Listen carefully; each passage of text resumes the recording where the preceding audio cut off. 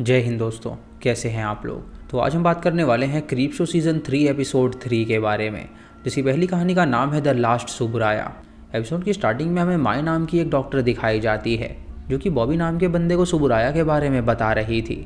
उसे बताती है कि इशितो सुबराया बहुत बड़े हॉरर आर्टिस्ट थे और उनकी पेंटिंग्स बहुत ही ज़्यादा अलग होती थी। लोग कहते थे वो अपनी पेंटिंग्स में जान डाल देते थे और जो कोई भी उन पेंटिंग्स को देखता था वो बहुत ही ज़्यादा डर जाया करता था। सुबराया ज़्यादातर घोस्ट और मॉन्स्टर्स की तस्वीरें बनाया करते थे, जिसका कोई कंपैरिजन नहीं था क्योंकि उनका टक्कर कोई भी नहीं ले सकता था। उनकी तस्वीर देखकर कई सारे लोग अनकंफर्टेबल हो जाया करते थे। अब दुनिया में आखिरी सुबराया पेंटिंग बची हुई है, जो कि बॉबी के नाम पे कर दी गई है क्योंकि वो सुबराया फैमिली का आखिरी मेंबर बचा हुआ है। बॉबी डॉक्टर माई को कहता है कि वो आज से पहले होमलेस था, लेकिन उसे नहीं पता था कि वो इतना अमीर हो जाएगा।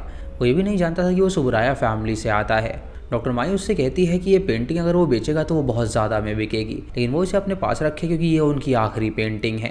तभी वहाँ पे वेट क्रूज नाम का एक बिजनेसमैन आ जाता है, जिसे कलेक्शन का बहुत ज़्यादा शौक था। डॉक्टर माई उससे पूछती है कि आखिर वो यहाँ पे क्या कर रहा है, तो वो उससे कहता है कि वो यहाँ पे सुबराया को खरीदने के लिए आया है, ताकि वो देख सके कि आखिर इस पेंटिंग में ऐसा क्या है जिससे कि लोग पागल हो जाया करते थे। वेट बॉबी को एक बहुत ही ज़्यादा अमाउंट का ऑफर देता है और बॉबी वो सुन के खुश हो जाता है और उससे कहता है कि इस अमाउंट में तो उसकी पूरी ज़िंदगी बीत जाएगी। उसका ऑफर एक्सेप्ट कर लेता है और उसकी असिस्टेंट जीसा उसके अकाउंट में पैसे डाल देती है और इससे बहुत ज़्यादा खुश हो जाता है और वो पेंटिंग उसके हाथ में दे देता है। वेट डॉक्टर माई से कहता है कि अब ये पेंटिंग उसकी हुई, लेकिन वो इसे सबके सामने देखेगा एक एग्जीबिशन में। वो उसे भी उस एग्जीबिशन में आने के लिए इनवाइट करता है ताकि वो देख सके कि इस पेंटिंग के अंदर ऐसा क्या है। अगले दिन वो अपनी एग्जीबिशन रखता है जहाँ पे सभी लोग आए हुए थे और डॉक्टर माई भी वहाँ पे आती है उस पेंटिंग को देखने के लिए।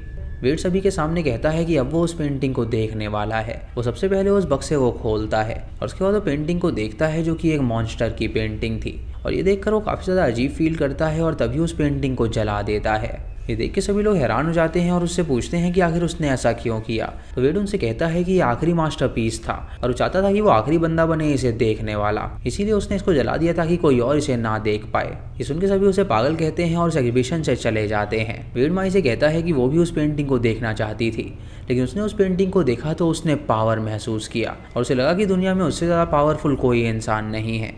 वो माई का मजाक बनाता है और माई जाते हुए जीशा से कहती है कि वो जानती है कि वो उसे डेट कर रही है, लेकिन एक दिन ऐसा ज़रूर आएगा कि वो उसकी पेंटिंग भी जला देगा, क्योंकि उसको पैसे के अलावा कुछ और नज़र नहीं आता है। जब सभी वहाँ से चले जाते हैं तो जीशा वेड से पूछती है कि उस पेंटिंग में उसे क्या दिखा। तो वो उससे कहता है कि उस पेंटिंग में उसे एक मॉन्स्टर नज़र आया और उस पेंटिंग को देखकर उसे ऐसा एहसास हुआ जो कि किसी पेंटिंग को देखकर नहीं हुआ था।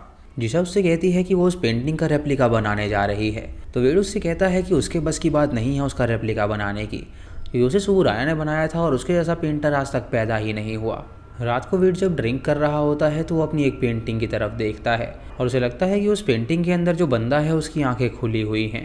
ये देख के वो हैरान हो जाता है और उसके बाद बुक में उस पेंटिंग का रेप्लिका देखने लगता है, जहाँ उसे पता चलता है कि उसमें उस पेंटिंग की आंखें बंद होनी चाहिए। तभी उसे उसके अंदर सुबराया की पेंटिंग नज़र आती है, जिससे वो बहुत ज़्यादा डर जाता है। और जब वो दोबारा उस पेंटिंग की तरफ देखता है तो उसे पता चलता है कि उस बंदे की आंखें बंद ही हैं। उसे लगता है कि शायद नशे में उसे ये सब नज़र आ रहा है। तभी वो जीशा की पेंटिंग को देखता है जिसके अंदर उसे सुबराया का डीमन नज़र आता है और वो अपना मुंह खोल लेता है, जिससे वो बहुत ज़्यादा डर जाता है। तभी जीशा वहाँ पे आती है और उससे पूछती है कि उसे क्या हो गया। तो वो उसे बताता है कि वो बिल्कुल ठीक है और उसे कुछ नहीं हुआ है।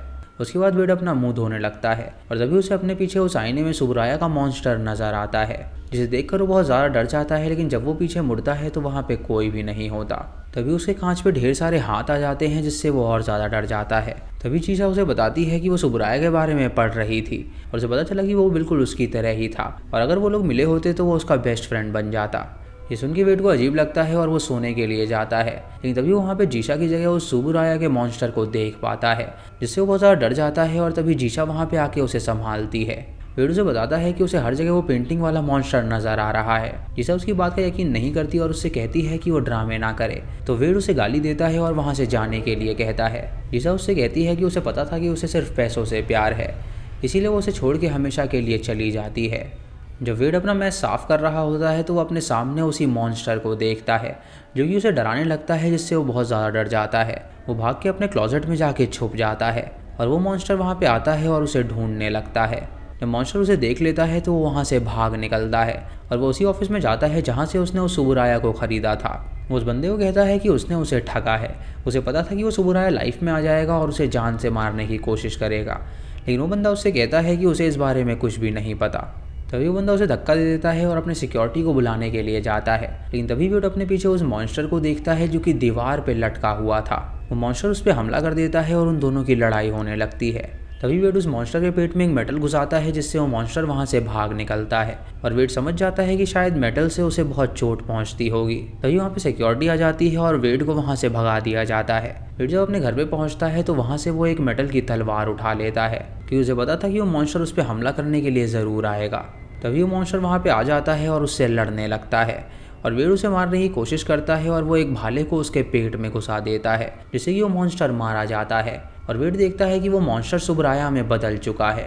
सुबराया उसे मरते हुए थैंक यू कहता है वो कर्ज तोड़ने के लिए। उसे बताता है कि वो उस पेंटिंग में ही बंद हो गया था और जो कोई भी उस पेंटिंग को देखता था वो वहाँ पे आके उसे जान से मार डालता था क्योंकि उस मॉन्स्टर ने उसकी बॉडी को कब्जा कर लिया था, लेकिन उसने उस मॉन्स्टर को मार गिराया है जिसकी वजह से ये कर्ज टूट गया और उसे भी मुक्ति मिल गई। तभी वेड देखता है कि सुबराया की लाश वहाँ से गायब हो गई है और उसे काफ़ी ज़्यादा अजीब फील होने लगता है। वो देखता है कि वो अब उस मॉन्स्टर में तब्दील होने लगा है, इसीलिए वो उसी भाले को अपने पेट में घुसा देता है जिससे उसकी मौत हो जाती है। अगली सुबह पुलिस जब वहाँ पर आती है तो छानबीन करने लगती है और उसकी लाश को वहाँ से ले जाया जाता है और इसी के साथ ये कहानी ख़त्म हो जाती है। दोस्तों दूसरी कहानी का नाम है ओके आइल बाइट। ये कहानी है एल्मर नाम के एक कैदी की जो कि जेल में बंद होता है और वहाँ पे उसका फ्रेंड कोई और नहीं बल्कि स्पाइडर्स होते हैं। एल्मर को जजेस के सामने पेश किया जाता है जहाँ जजेस उसे बताते हैं कि उसका रवैया जेल में बहुत ही अच्छा है, लेकिन ऑफिसर डिल ने उसे बताया है कि एक बंदे से उसकी नहीं बनती है और हमेशा उन दोनों के बीच अनबन होती रहती है। एल्मर ऑफिसर डिल की तरफ देखता है और डिल उसे देखकर मुस्कुराता है जिससे एल्मर समझ जाता है कि उसने जानबूझ के उसे फंसाया है ताकि वो जेल छोड़ के ना जा पाए। जजेस भी यही फैसला लेते हैं कि उसे जेल छोड़ के जाने ना दिया जाए, इसीलिए ऑफिसर डिल उसे दोबारा से जेल में बंद कर देता है और उसे कहता है कि वो उसे इतनी आसानी से यहाँ से नहीं जाने देगा। उसके बाद वो वहाँ से चला जाता है और उसके साथ कुछ कैदी भी थे। उसके बाद एल्मर अपने स्पाइडर से बात करने लगता है और तभी वहाँ पे ऑफिसर विलीस आता है जो कि उसका दोस्त था और वो उसका हमेशा साथ दिया करता था।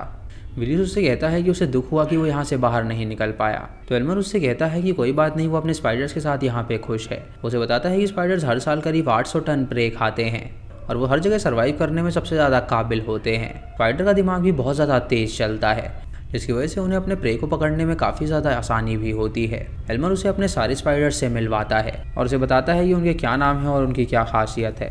तभी ऑफिसर विलीस उसे उसकी स्पाइडर की बुक देता है जिसे उसने बाहर से मंगवाया था। एल्मर उस बुक को पढ़ने लगता है ताकि वो स्पाइडर्स के बारे में और जान सके। एल्मर का वहाँ पे एक और स्पाइडर दोस्त होता है जो कि हमेशा अंधेरे में ही रहता है और वो काफ़ी बड़ा स्पाइडर था। वो उस बुक में पढ़ने लगता है कि आखिर कौन सा स्पाइडर है जो कि इतना विशाल है और उसे पता चलता है कि उसका नाम साकमेट है और वो कोई आम स्पाइडर नहीं है बल्कि वो मिस्ट्रेस ऑफ ड्रेड है जिसको कोई भी एस्केप नहीं कर सकता। फिर हमें पास्ट में दिखाया जाता है कि आखिर उसे जेल क्यों हुई थी। दरअसल एल्मर की माँ को कैंसर था और वो दर्द से बहुत ज़्यादा पीड़ित थी, इसीलिए एल्मर ने उसे जान से मार डाला था क्योंकि वो उसे और भी दर्द में नहीं देखना चाहता था। इधर प्रेजेंट में एल्मर के पास कुछ कैदी आ जाते हैं जो कि उससे लड़ने लगते हैं। एल्मर उसे रोकने की कोशिश करता है लेकिन एक स्पाइडर उसकी आंख में ही काट लेता है जिससे वो कैदी दर्द से तड़पने लगता है। तभी वहाँ पे वो इंस्पेक्टर आ जाता है जो कि एल्मर को सबक सिखाने आया था, लेकिन ऑफिसर विलीस भी वहाँ पर होता है जो कि उससे कहता है कि वो एल्मर को हाथ ना लगाए। एल्मर ये बात जानता था कि वो लोग ज़रूर आएंगे उसे मारने के लिए, इसीलिए अपने रूम में ही सैटानिक साइन बनाता है और उसके ऊपर लेट जाता है और कुछ मंत्र पढ़ने लगता है। वो सैकमेट को अपने पास बुलाता है ताकि वो उसकी बॉडी को ले सके और तभी सैकमेट बाहर आती है और हम देख पाते हैं कि वो बहुत बड़ी स्पाइडर है।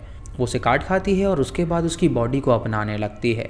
रात को ऑफिसर जब वहाँ पर आता है तो उसे कहीं पर भी एल्मर नहीं मिलता, लेकिन जब वो ऊपर देखता है तो उसे एल्मर नज़र आता है जो कि उस स्पाइडर की बॉडी में पूरी तरह समा चुका था। तभी एल्मर उस पर अटैक कर देता है जिससे उसकी मौत हो जाती है। अगली सुबह जब विलीस और सभी लोग वहाँ पर आते हैं तो देखते हैं कि वहाँ से एल्मर गायब हो चुका है और वहाँ पे उसने सैटानिक रिचुअल किया था जिससे कि वो स्पाइडर की बॉडी में तब्दील हो गया है और उसने उस ऑफिसर को भी जान से मार डाला है। विलीस दीवार में एक छेद देखता है जिससे वो समझ जाता है कि एल्मर वहाँ से भाग निकला है और इसी के साथ ही एपिसोड यहीं पर ख़त्म हो जाता है। तो दोस्तों ये थी इस एपिसोड की दोनों कहानियाँ। आपको कौन सी कहानी बढ़िया लगी आप हमें कमेंट सेक्शन में ज़रूर बताइएगा। चैनल पे नए हैं तो इसे सब्सक्राइब करें और बेल आइकन दबाएं नोटिफिकेशंस के लिए। और दोस्तों वीडियो को लाइक और शेयर करना बिल्कुल मत भूलिएगा। तो मैं मिलता हूँ आपको अगली वीडियो में, तब तक के लिए जय हिंद।